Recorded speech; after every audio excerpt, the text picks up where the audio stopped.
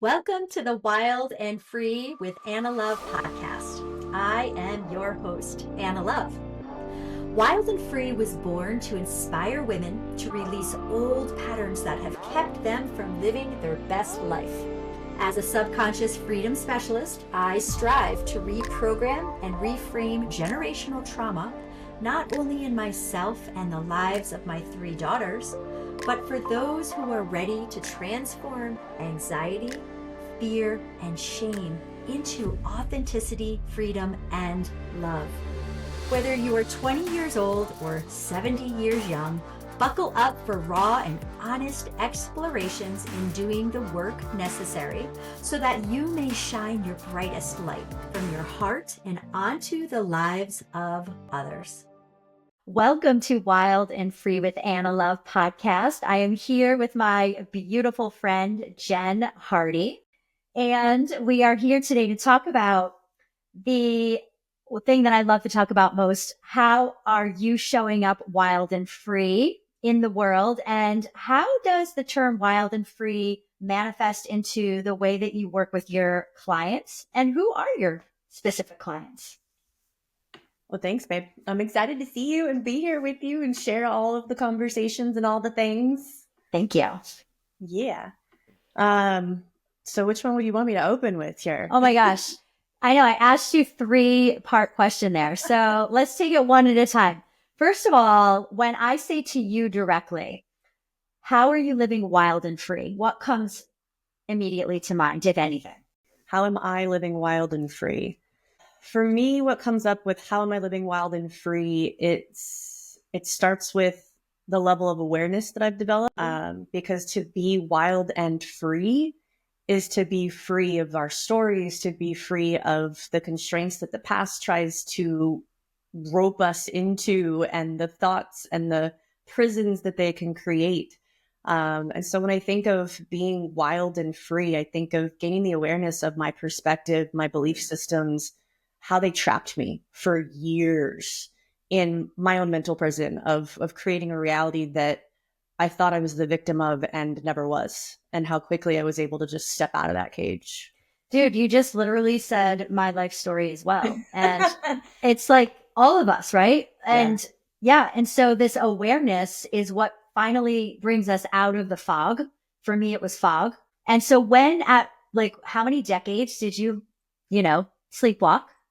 and how did you finally come free of it? Yep. I was sleepwalking for 3.5 decades, which interestingly, I have found with a lot of women, at least, that seems to be pretty common. Somewhere in their mid 30s, early 40s, the latest, they're like, if it's going to happen, right? If it's going to happen. Yeah. For me, I feel like it was a little cliche. It was a bad breakup.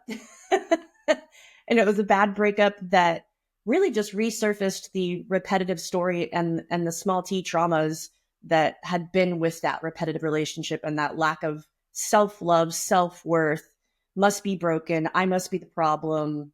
And my first journey was a girlfriend inviting me to Landmark. And, that weekend, I mean, I feel like I got punched in the gut because it was pretty funny. Like I walked in there thinking I'm going to heal this idea around men and this relationship and be able to find love and figure out like why I can't and what's up. And all of a sudden it's like, nope, you have a lot of family stuff that you need to like work through and so much self-love issues that we need to like take a look at.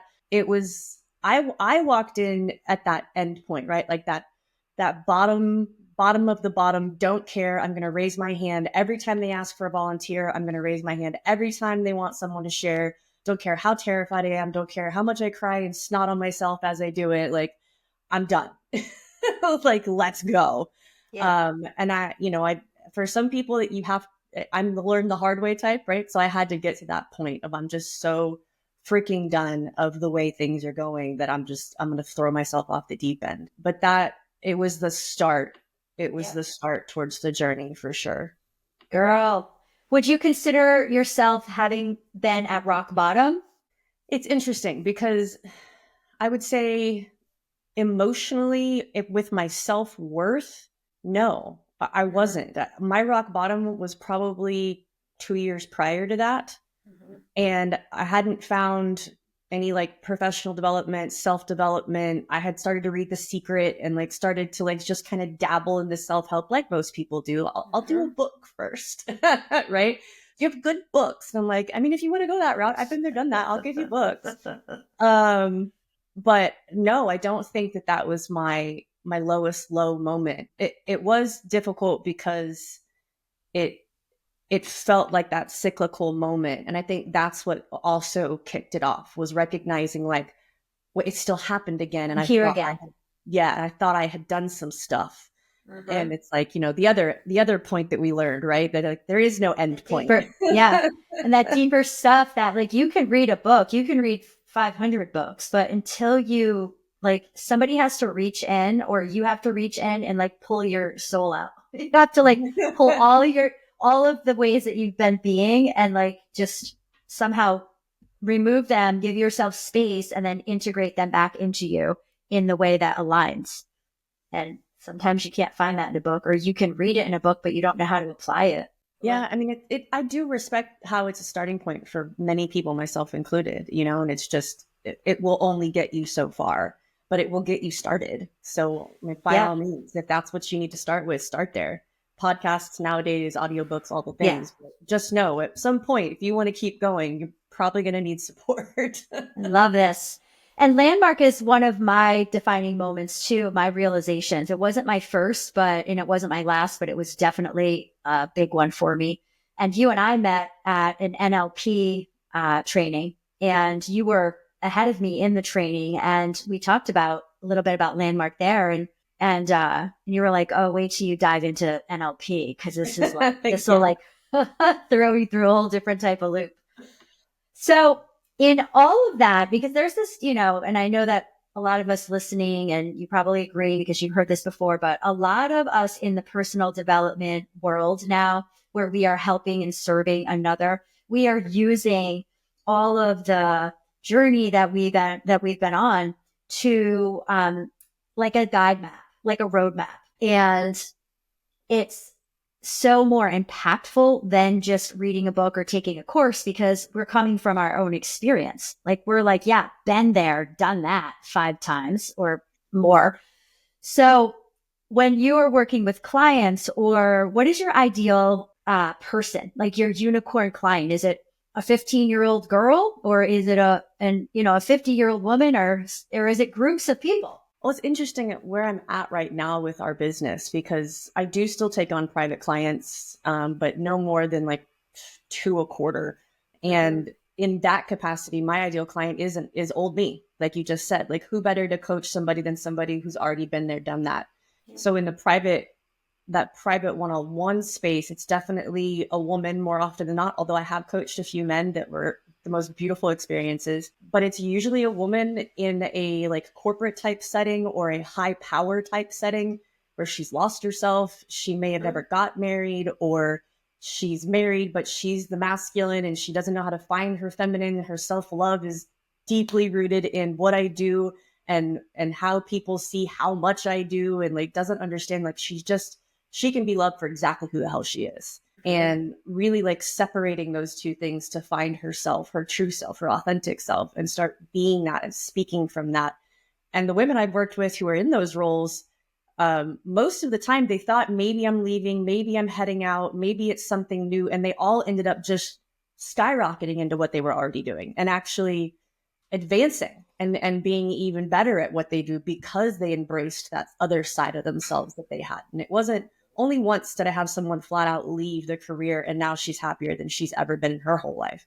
But that's a private client. And then as far as groups go, we work with high stress professionals, but the area that we're really hitting hard is first responders, ideally law enforcement, all first responders. And we've seen that with law enforcement specifically, because of how their schedules are set up, the lack of funding, the lack of support, there's just a much higher, the suicide rates in law enforcement have tripled over the last 3 years, and they need some support. So we're working on supporting them with resilience, communication training, emotional literacy training. We're aiming to get in there before they get to that point of helpless, hopeless, going to take my life. That's huge. So that's where we're at right now. I love that. And so you've worked with individuals, and then do you have, like, have you been able to talk to people on the other side of that? Or is this just a new adventure that you're looking to dive into? It's newer. We created it last year, the end of last year, really. Actually, December 23 was when the topic was brought up by a fellow first responder friend who asked us to create the course. And we've vetted it. We've had two where we've worked with behavioral psychologists that are in the first responder space. We've worked with the law enforcement, first responder, or not first responders, firefighters, some of the call center people. So we've had various people come through the program at this point to give us feedback. And the feedback's been great. And we still have not gotten into a department and really gotten our hands on the opportunity to really manifest and create this cultural shift for them. Yeah, but you know that it is possible. And when we work in masses, right? So is your goal, tell me some of the ideas or the passions that are behind it. Like, is there, yeah. Yeah, because, I'm not a first responder. My family doesn't have any first responders. I'm not connected to the first responder world really in much of any way, other than the fact that my father trains a lot of military to law enforcement. And that's how we got the connection. But when I zoom out and look at what we're doing, if I get out of it, get more macro and really take a picture of like, what are we doing? We're doing what my heart just freaking loves doing, which is teaching people how to relate to other humans. Like our quality of life is based on our relationships, right? Like period. Our ability to relate. Well, you cannot relate and you cannot have solid relationships if you cannot communicate. And you can't communicate if you have no idea what the hell's going on over here, let alone what's going on over there. Yeah, you shut down. Yeah. So we talk a lot about understanding first, like again, right? Awareness. What's going on with you? What emotional responses and physiological responses and somatic responses are you having? And from where? Okay, now I know I can start to unravel it, like we talked about. And now I've got to go manage. I'm going to have a conversation with somebody else and they're going to be doing all their stuff. And right. And how do we have it? So it really does boil down to my bigger mission in life, which is how do people improve their quality of life by relating to other humans more intimately, more uniquely, and just in a connected way where, good God, does our world not need that right now? Oh my gosh. And we need it. We need it with self to self. And that's where it starts. And we cannot do it with another person if we cannot do it with ourselves. We can fake it and we can like say a couple things and hope it, sticks to the wall. Yeah. But I love that. And so you're looking to develop a in-person course, or is it a digital course? Like, what's your big view? Yeah. So we have an 8-hour version that is certified nationally through IATList, which is law enforcement credit. But that's kind of like okay, if you need this now, we need credit now, we need information now, like, let's just go 8 hours. Let's do this. Let's knock it out.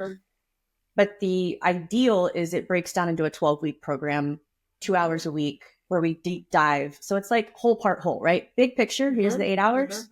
You're going to get that no matter what. If you choose the 12 weeks, then we're going to dive into each content topic over that 12 weeks, really get into integrating this. Because you and I both know, kind of like a book, kind of like a class, the initial smack in the face is great. And for like weeks, maybe months, if you're lucky, a year, you're like, I'm changed. And then shit hits the fan and stuff changes, right. And you realize you've gone right back to where you were. You're triggered.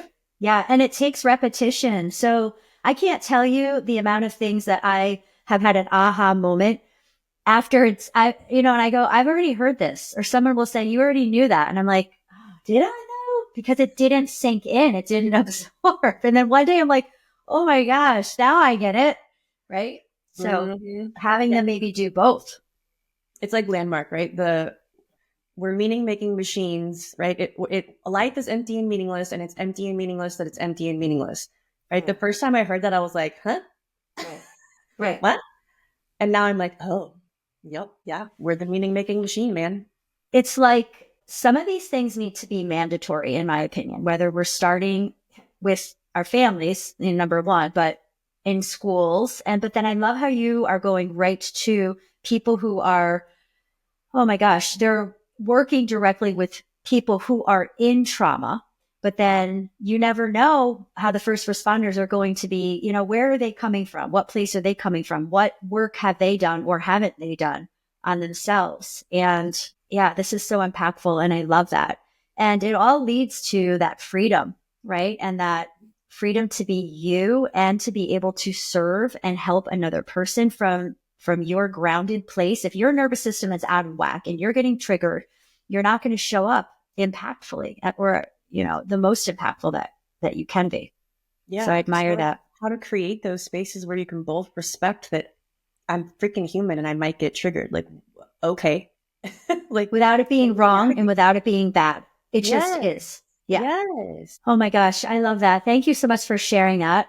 Is there anything, I'll just sort of like open the floor up to you. Is there anything that you'd like listeners to know? Because this doesn't have to be a long podcast. I mean, the things that you've just talked about is so potent and so important. And, we're here to grow and expand our message. So is there anything that you want to share outside of what you have? No pressure. Yeah. What's coming up for me to say is a couple of things. Something around wherever you are in your journey is perfect. And the people who are telling you should do this or you shouldn't do that, or you got to do this, or you got to do that, but in your heart you're not ready, or it doesn't feel right, or you don't even think that there's something wrong. That's fine. You're where you are. I'm really sick of the should space. It's a shame space, right?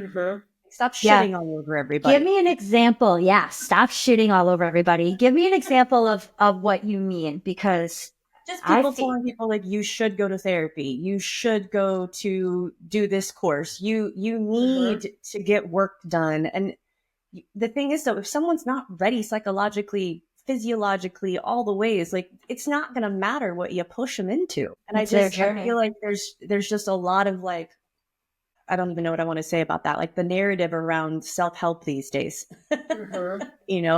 and it's just recognizing where you are in your journey and honoring that and that being okay. There's so much around, I have to dig, or I have to go find stuff, or I should have known better.